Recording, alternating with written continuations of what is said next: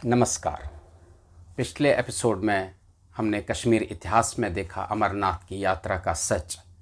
इस एपिसोड में हम उसको जारी रखते हैं। जारी इसलिए रखेंगे कि हमें एक निश्चय पे पहुंचना है कि आखिर जो कश्मीरी हिंदू थे या भारतवर्ष के जितने भी हिंदू थे वो क्यों इस ज्ञान से अछूते रहे कि सबसे पहला महान व्यक्ति कौन था जिन्होंने अमरनाथ की यात्रा की। हम क्यों मानने लगे कि बूटा मल्क ही वो पहला आदमी था जिसने अमरनाथ की यात्रा की। इसके पीछे कारण तो मैंने बताया, लेकिन उस कारण का विश्लेषण आज हम विस्तार पूर्वक करेंगे। तो पहला व्यक्ति कौन था? पहले व्यक्ति थे महर्षि भृगु। आज से 5000 वर्ष पूर्व जब वो अमरनाथ की यात्रा करते हैं तो उन्होंने उस लिंग का वर्णन किया है भृगु संहिता में। और भृगु संहिता में जब उन्होंने वर्णन किया इस बात का, तो तब वो समय काल था जब ऋषि कश्यप भी थे। ऋषि कश्यप ने जब कश्मीर का निर्माण किया और कश्मीर जो है वो बसने लायक हो गई, तो उसी काल में फिर महर्षि भृगु का भी वहाँ पे भ्रमण होता है और वो बहुत सारे तीर्थ स्थलों पे जाते हैं। भृगु संहिता में तीर्थ स्थलों के बारे में ही ज़्यादातर वर्णन है और उसमें उन्होंने अमरनाथ का भी वर्णन किया है। फिर हमने क्यों सोचा कि या क्यों समझा कि बूटा मलिक ही वो पहले व्यक्ति थे जिन्होंने अमरनाथ की खोज की और अमरनाथ के दर्शन किए। इसका जो कारण था वो हम आज आपको बताने जा रहे हैं। लेकिन उससे पहले भृगु संहिता के बाद जो 5000 वर्ष पूर्व लिखा था, उसके बाद लिंग पुराण में भी इसका आया। वो भी 4-5 हजार वर्ष पूर्व की बात है, जिसमें वर्णन है पेज नंबर 487 में, 487 में, चैप्टर 12 में और वर्स 151, छंद 151 में। उसमें अमरेश्वर का वो बताते हैं कि अमरेश्वर एक स्थान है कश्मीर में जहाँ पे बर्फ़ का एक ठोस शिवलिंग है और लोगों की मान्यता है और लोग वहाँ श्रद्धापूर्वक जाते हैं। अब ये तो हुआ लिंग पुराण का। तो हम क्यों बोल रहे हैं राजतरंगिणी को? राजतरंगिणी कल्हण ने कब लिखी? उन्होंने लिखी वो 12वीं शताब्दी में, 1150 के आसपास में, ईस्वी में। आज से समझ लीजिए 900 साल पहले या 8.5 साल पहले। तो जब उन्होंने उसमें उसका वर्णन किया तो वो वर्णन अपने समय काल का नहीं कर रहे हैं, वो राजा नरहा का वर्णन कर रहे हैं और सुसरावस का वर्णन कर रहे हैं, जिसमें चंद्रलेखा और ब्राह्मण का भी वर्णन आता है। वो कब घटित हुआ? वो हुआ पहली शताब्दी में। मतलब जो कल्हण थे, कल्हण से 1000 वर्ष पूर्व या 1100 वर्ष पूर्व की घटना है ये, क्योंकि वो एक इतिहास लिख रहे थे, हिस्ट्री लिख रहे थे। तो उसमें उन्होंने राजा नरहा की कहानी बताते बताते बोला कि जब उनका दिल चंद्रलेखा पे आता है, वो शरण लेती है अपने पिताश्री के पास में, और पिताश्री दोनों को, पति पत्नी मतलब ब्राह्मण को भी और चंद्रलेखा को भी आश्रय देते हैं। नरहा की सेना को नष्ट करके जब उनका विनाश करते हैं तो एक पश्चाताप की भावना जागृत होती है।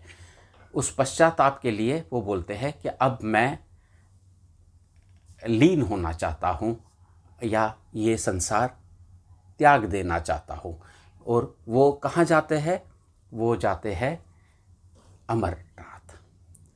वो अमरनाथ जाने का निश्चय करते हैं और जाते भी हैं। फिर लोगों ने बताया, जो उनके बाद गए, कि उन्होंने बताया उन्होंने शेषनाग का निर्माण किया और साथ में ही उन्होंने, शेषनाग वहीं है जहाँ पर शिव ने अपने सर्प त्यागे थे, और उसी के आसपास में उन्होंने और एक सरोवर बनाया जिसको कश्मीर में जामतुर नाग कहते हैं या दामाद नाग।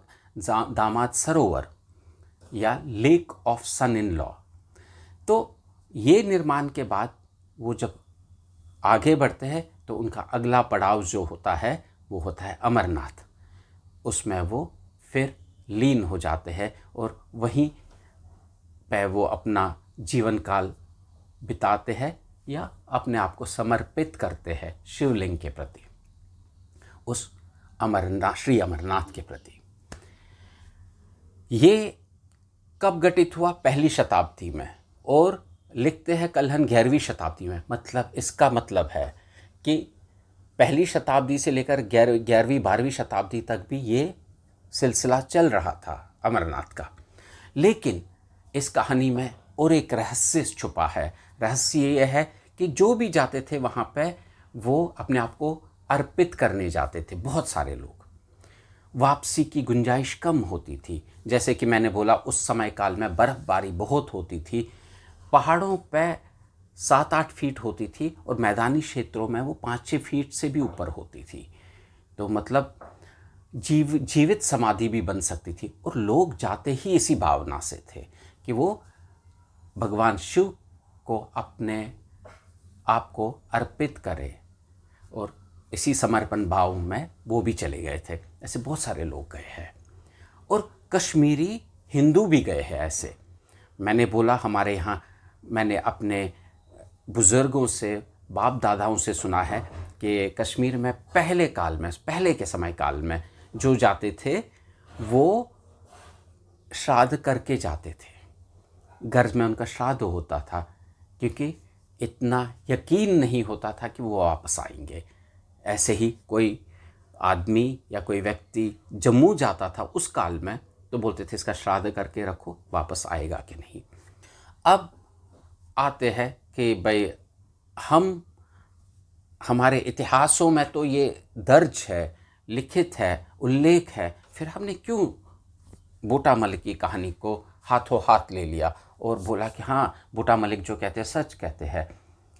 और क्यों कश्मीरी हिंदू चार्ल्स ह्यूजेल और जीटी विग्ने को भी भूल गया, जो कि 1850 से पहले 15 साल पहले घटित हुआ था। 1835 और 38 के बीच में जब वो अमरनाथ को गए थे, तो उसी मलिक परिवार बटकोट से, बटकोट एक जगह का नाम है, वहाँ पे मलिक परिवार रहता है, जो बूटा मलिक का परिवार भी रहता था। उन्हीं परिवार में से उनके चाचा या उनके दादा या बाप पापा कोई भी जो गए थे, वो एज अ गाइड गए थे उनके साथ में, चार्ल्स ह्यूजेल और जीटी विग्ने के साथ में। उन्होंने पथ का भी वर्णन किया है अपने किताब में दोनों ने, और दोनों ने अमरनाथ की व्याख्या भी की है। और चार्ल्स ह्यूजेल ने तो ये भी लिखा है कि मलिक परिवार से हमारे साथ एक गाइड था, हम दोनों ही नहीं थे। तो 1850 में हमने क्यों मान लिया? इसके पीछे जो कारण है, आज उसी कारण का विश्लेषण कर रहा हूँ।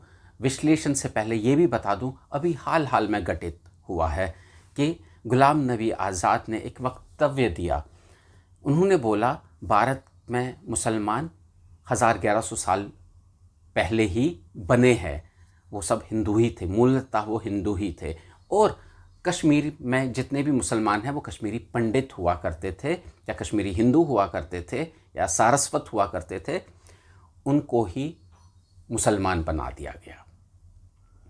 फिर एक टॉक शो हुआ 17 अगस्त को जी टीवी पे, दीपक चौरसिया का टॉक शो आता है, ताल ठोक के है शायद 5 बजे का जो टॉक शो आता है। उसमें सैफुद्दीन सोज, जो नेशनल कॉन्फ्रेंस के हैं, पूर्व में कांग्रेस के हुआ करते थे, प्रोफेसर है, उनके ज्ञान पे एक आश्चर्य होता है।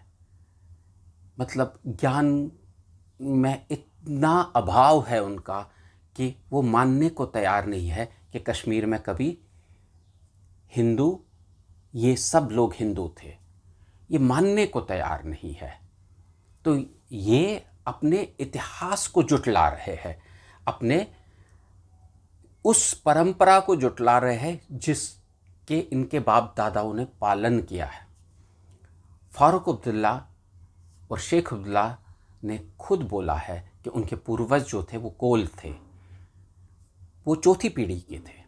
और ऐसे 98% 98% of the Kashmiri Muslims are descendants of Hindu parents, Kashmiri Hindu parents.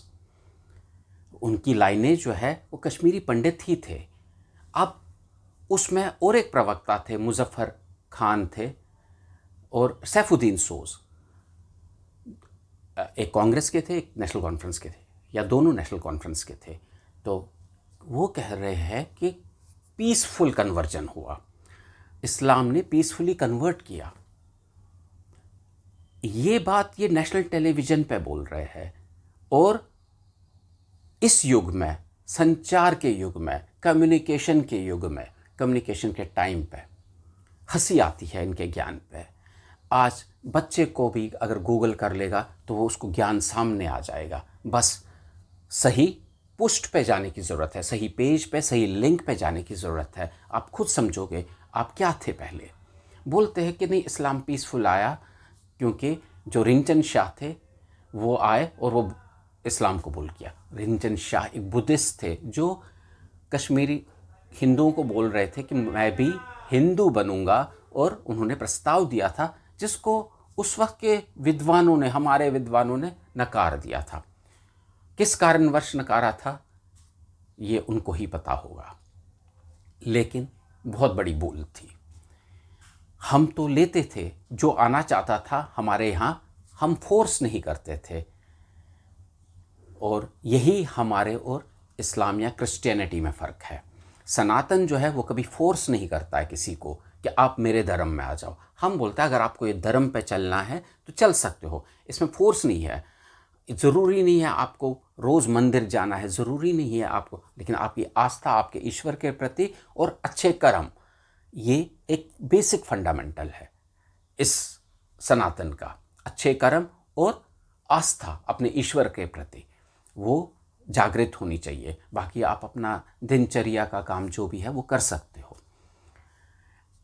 फिर जब ये लोग कन्वर्ट हो गए और उनकी जो अभी जो पीढ़ी है, अभी की पीढ़ी, वो और उससे पहले की भी पीढ़ी, वो मानने को तैयार नहीं है कि उनके पूर्वजों पे जुल्म हुआ है, कुछ तो मार भी दी गए और वो मुसलमान बना दिए गए। ये सच है, ये हिस्ट्री में दर्ज है। क्योंकि जो इसका साक्ष्य जो है 2-3 चीज़ों में बता दूंगा। हमारा अभी तक 8 पलायन हो चुके हैं, हम 8 बार कश्मीर से भाग चुके हैं। कश्मीरी हिंदू जो है 8 बार भाग चुके हैं कश्मीर से। ये हमारा 8वां पलायन है। स्वेच्छा से नहीं, कौन अपने घर को छोड़ता है। ये जो थ्योरी है, ये जो धारणा है, इसमें भारत सरकार भी उतनी ही कटघरे में खड़ी हो जाती है कि वो इसको मान्यता नहीं देती कि हमें वहाँ से भगाया गया, हमारा जिनोसाइड हुआ। ये पहली बार नहीं हुआ। क्यों? 7 बार पहले भी हो चुका है। ये कब से हुआ? जब रिंचन शाह ने हुकूमत संभाली तो वो 1.5-2 साल के लिए बने। उसके बाद फिर हिंदू राजा आया, 1320-21 तक थे वो। 1320 में उन्होंने शासन संभाला, 21-22 में उनसे शासन ले लिया गया, हिंदू राजा आ गया। फिर 1339 में शाह मीर आ गया। लेकिन इस पंथ या इस्लाम के प्रति इतनी जागरूकता नहीं थी क्योंकि जो अगर हमने शाह मीर से पहले जो रिंचन शाह थे उसको और उसके अनुयायी को मना कर दिया हमारे धर्म में आने के लिए। हमें ये नहीं पता था, हमारे पूर्वजों को, ये मेरा एनालिसिस है, कि इस्लाम तो ज़बरदस्ती सबको कन्वर्ट करने में लगा है। तो शाह मीर ने एक साइलेंट डिप्लोमेसी के तहत कश्मीर का फैलाव किया, लेकिन उसकी पीढ़ी ने आगे, जिसमें सिकंदर बुत शिकन 1389 से लेकर उनका जो शासन चला, वो बोलते हैं कि उसमें उन्होंने गदर मचा दिया, कत्ले आम किया हिंदुओं का। और उसमें उनको फिर और एक साथ मिला, वो है शाह हमदान का।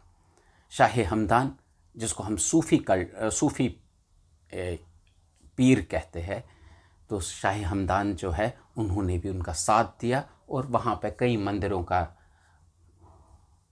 समेट लिया उनको या नष्ट कर लिया उनको और मस्जिद में तब्दील किया, लोगों को मुसलमान बनाया।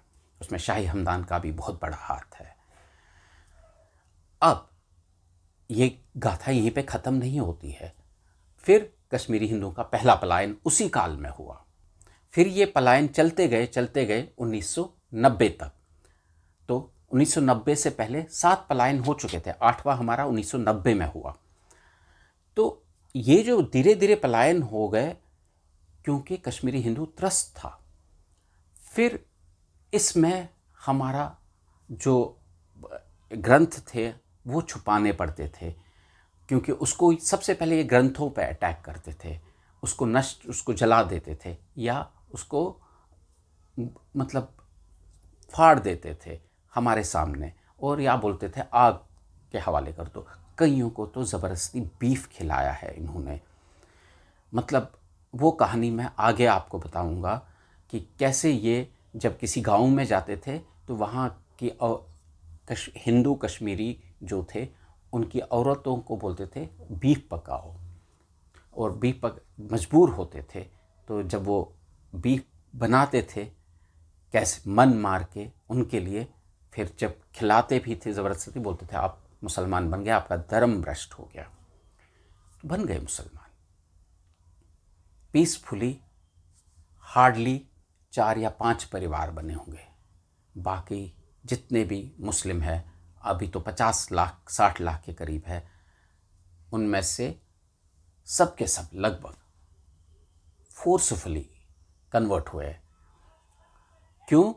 क्योंकि जो पठानों का राज था उसके बाद वो बहुत ही जालिमाना था। मैंने पहले भी बोला, उस काल में हिंदुओं को जीते जी डल लेक में डुबाया जाता था, बोरियों में भर भर के। एक बोरी में 2-2 को भी 3-3 को भी भर देते थे, और उनको बोरी क्योंकि हैवी होती है पानी में, और फिर वो जीते जी अपना सांस छोड़ देते थे। और ऐसे कई जीवित हिंदुओं को उन्होंने डल लेक में डुबो दिया है, और फिर वहीं पे एक मज़ार भी बन गई, बट मज़ार। और जो हमारे जनेऊ है वो भी बोलते हैं कि वो करीबन इतना था कि उसका एक छोटा सा पहाड़ बन जाता, छोटा सा पहाड़, ज़्यादा बड़ा नहीं। लेकिन जनेऊ आप कल्पना कीजिए। तो ये तो उन्होंने कतरे बतर किया था वहाँ पे, वो कोहराम मचाया था, मार काट की थी, ज़बरदस्ती इस्लाम को बुलवाया था। हमारे पूर्वजों ने कैसे भी करके हमें बचा लिया। लेकिन इसी काल में ऐसे भी पंडित थे जो लालच के कारण भी कन्वर्ट हुए। उनमें सबसे बड़ा नाम है सुहा भट्ट का। वो मार्तंड के ही रहने वाले थे। सुहा भट्ट को प्रधानमंत्री का लालच दिया गया और उन्होंने मिलकर सिकंदर बुतशिकन के साथ में मार्तंड को जला दिया। बोलते 6 महीने तक मार्तंड जलता रहा तो भी नहीं मिटा वो, क्योंकि अभी भी वहाँ के जो बड़े बड़े चट्टानें हैं वो पुकार रही है। सब ने उसको अनदेखा किया। अब जो सैफुद्दीन सोज हो या अपने जितने भी कश्मीरी मुस्लिम हैं, वो सब ये मानते हैं उनके पूर्वज जो है वो पीसफुली कन्वर्ट हुए हैं। ये सब मानते हैं ऐसा। क्यों? क्योंकि अब इनको बोला गया है कि इस्लाम के बाहर आपका कोई रास्ता नहीं है। तो यही एक रास्ता है कि हम पीसफुली कन्वर्ट हुए हैं। लेकिन आज आप किताबें भी मत पढ़ो, गूगल कर लो, आपको सब पता चल जाएगा। इसके लिए मेरी ज़रूरत नहीं पड़ेगी आपको।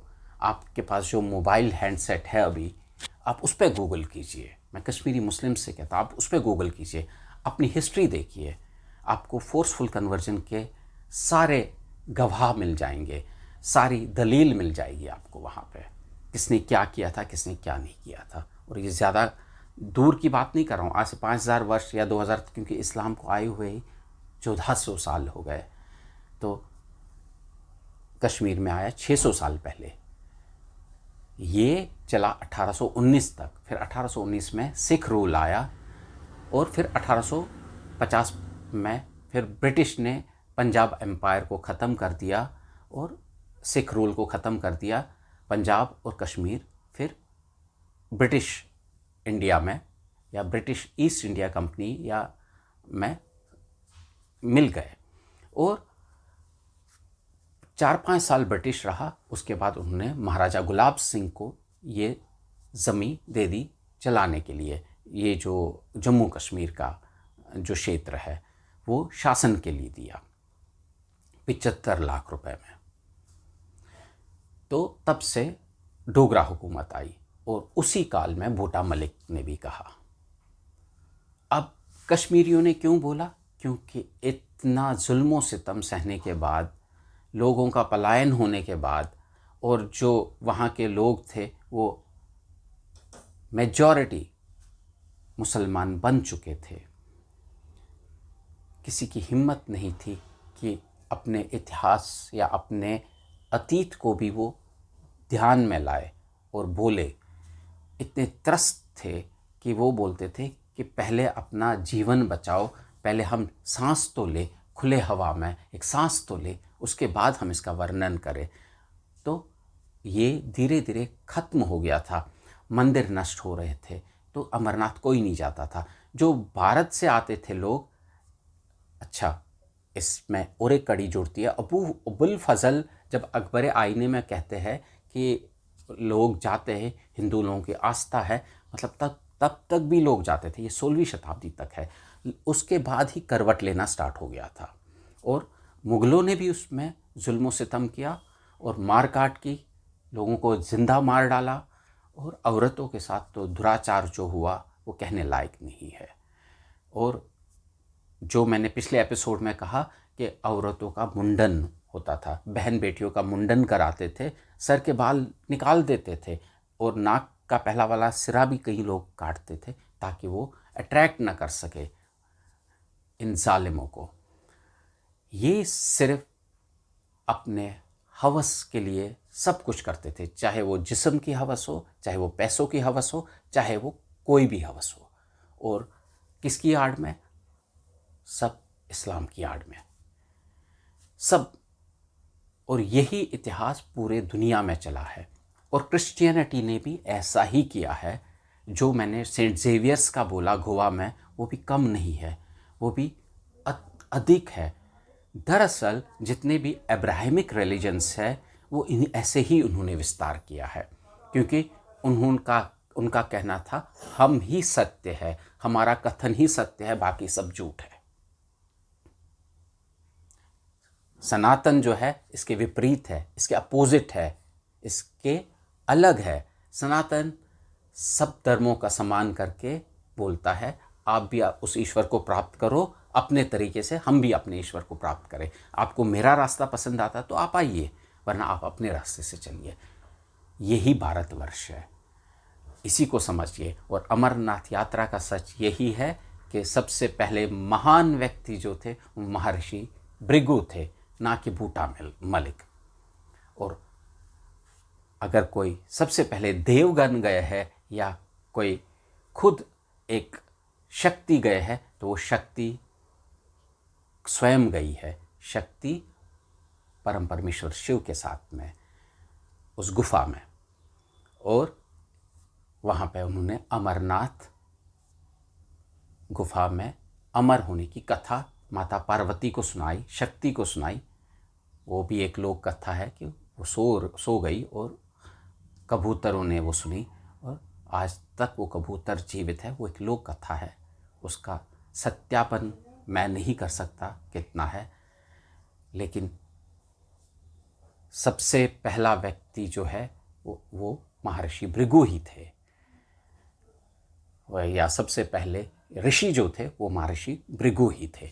इसी के साथ मैं आपसे विदा लेता हूँ, मिलता हूँ अगले एपिसोड में। तब तक के लिए नमस्कार।